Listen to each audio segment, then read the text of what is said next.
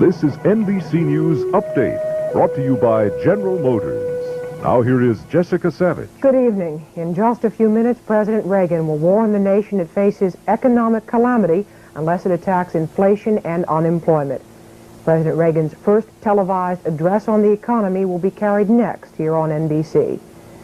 Tonight, more than 12,000 Polish workers walked off their jobs in a town along the Soviet border. The protest came as a former Polish prime minister was ousted from the Communist Party. Marine Private Robert Garwood today was convicted of collaborating with the enemy while he was a prisoner of war in Vietnam. And Ella Grasso, who was governor of Connecticut for 6 years, died tonight of cancer. She was 61. I'm Jessica Savage in Washington. More news later on this NBC station. This is NBC News Update, sponsored by Sony. Here is Jessica Savage.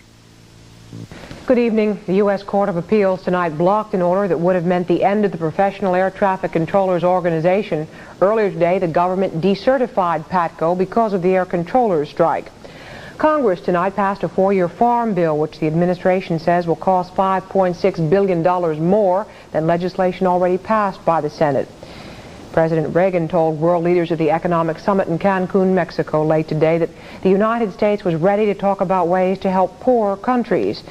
And today our national debt officially went over the $1 trillion mark, said one Treasury official, quote, "It is not an issue for celebration." I'm Jessica Savage in New York. More news later on this NBC station. This is NBC News Update, sponsored by Ideal Toys. Here is Jessica Savage. Good evening. PATCO, the Professional Air Traffic Controllers Organization, is back in business tonight. The U.S. Court of Appeals stayed a decision decertifying the union because of the air traffic controllers' strike. Mexico's President Jose Lopez Portillo opened the World Economic Summit in Cancun today, saying the world economic order as it now stands is unjust and unfair. President Reagan said the United States was willing to discuss ways to help poorer nations. And an American mountain climbing team has reached the top of Mount Everest and carried out the first medical tests ever at the world's highest mountain. I'm Jessica Savage in New York. More news later on this NBC station. This is NBC News Update, brought to you by Lipton. Here is Jessica Savage. Good evening. In Poland today, some compromise between the Solidarity Union and the government.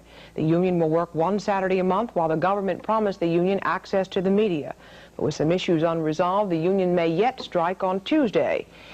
In El Salvador, guerrillas say they will renew their offensive against the ruling junta. While in Frankfurt, West Germany, 15,000 people staged an anti-American rally to protest U.S. military aid to the government of El Salvador. And Vietnam veterans marched in Indianapolis today to protest the attention paid the former hostages. They say few people welcome them home. I'm Jessica Savage in New York. More news later on this NBC station.